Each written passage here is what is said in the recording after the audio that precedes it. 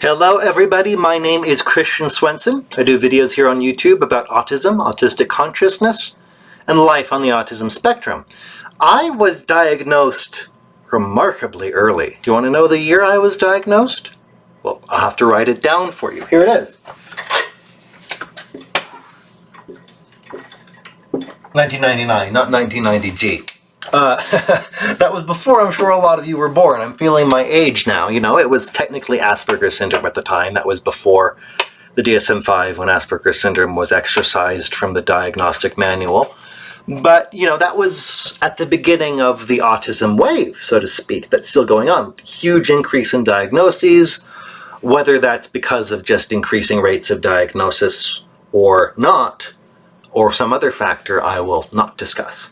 But the point being that at the time when I was diagnosed, none of the teachers knew about it. None of the psychologists really knew about it. It was only really due to a series of fortunate coincidences, maybe you call them synchronicities if you're up that alley, that really led to my diagnosis, and it was really helpful for me.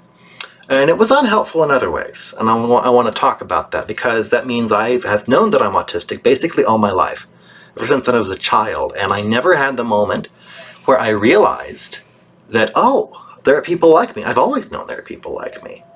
And honestly, for a long time, I've resented it. I've resented not being normal because I've never really known or thought that I was just bad at being normal. And I know that's just a misfortune of a side effect of being diagnosed in 1999, but still want to talk about it. So basically, you know, I did awkward things as a child. You know, I would throw fits if the desks were moved. I ran around naked on the playground because we were playing tag, and I figured if I didn't have a shirt on, nobody's going to catch me. And you know, the people called my mom, like, your son is exposing himself on the playground. Like, no, I wasn't. I was just being logical. There you go. But, you know, I was just, and I would be upset about going to school. I would, like, hold on to the door while they dragged me there. All of those things. And, you know, it was tough. And she knew something was off about me, my mom. She's remarkable. I want to do an interview with her about this same topic. But really, it was a number of factors that led to my diagnosis. The first was my kindergarten teacher suspected I had some kind of autism. Of course, when my mom heard out, she's like, autism? You know, I thought that was, you know, like people who can't talk, and you can talk very well.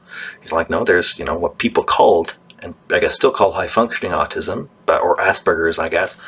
But, you know, it really was when she saw a book in a bookstore in an airport, and that really let her know when I was diagnosed when I was 6 in first grade, and had the luck and the privilege to kind of go to a therapist and learn social skills at a young age. And I think that was a real advantage for me. I had parents that were advocates. I really did. And I know many of you don't have that luxury, and I don't know what that's like, but I'm there for you, and I want to do everything I can to help you. But this is my story. And you know, it's like I went to a social skills class when I was in, when I was a kid, and I would learn. I don't think I learned anything from it, but I learned about the idea of social skills, and you know. But I think the biggest, one of the biggest negative side effects of it, like I said, is that autism has been my default point, knowing that I have autism, and in many ways, it's kind of been perceived. The diagnosis has been perceived as grief instead of relief, as a curse, so to speak. And it's not that. No, it's not. I have people that are like me, and the moments when I've talked to autistic people are like huge reliefs. Huge, whew, you know. But, you know, it's difficult because I've always identified myself with my label. And I've never had the time to identify myself as something, you know, other than autism in a negative or a positive way. I think that's been a real hindrance for me.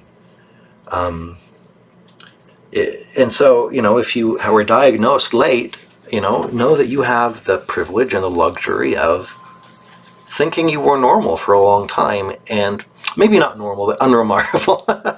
You know, thinking you're unremarkable and finding identity in other ways, if you did, or maybe you didn't. But you know, it's also been really useful. It was really useful in middle school and high school because I could get accommodations because of the diagnosis.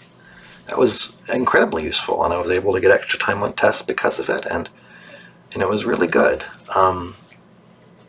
Disneyland was better because we were able to get a disability pass.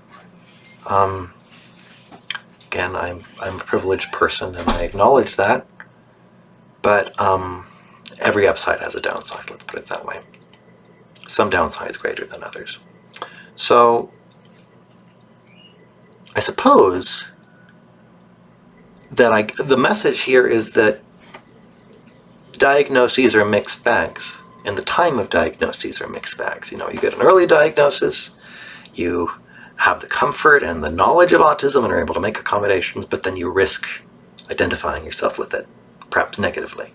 And then the downside of getting a late diagnosis is that you don't have the support, but you do get the perhaps, maybe not the luxury of finding an identity elsewhere other than your weirdness. And weirdness isn't bad. Weird is a cool word. It's always been a cool word. Well, in olden times it was a cool word, and it was really only when Christianity came to the North that the weird, which is related to the word, became strange.